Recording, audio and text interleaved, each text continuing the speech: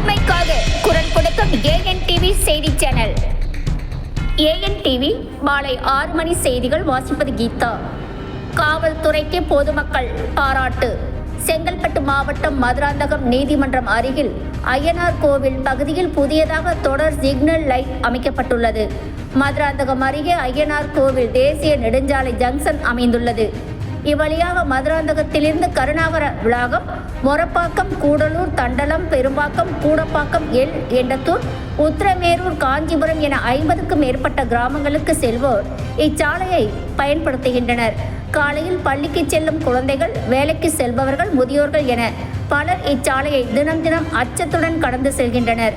இதனை சரி செய்யும் வகையில் மாவட்ட காவல்துறை கண்காணிப்பாளர் அவர்களின் ஏற்பாட்டில் மற்றும் உத்தரவின் பெயரில் மதுராந்தகம் உட்கோட்ட காவல்துறை கண்காணிப்பாளர் அவர்களின் மேற்பார்வையில் மதுராந்தகம் போக்குவரத்து காவல் ஆய்வாளர் திரு ராமமூர்த்தி அவர்கள் மக்களின் பாதுகாப்பிற்காக தொடர் சிக்னல் லைட் அமைக்கப்பட்டுள்ளது.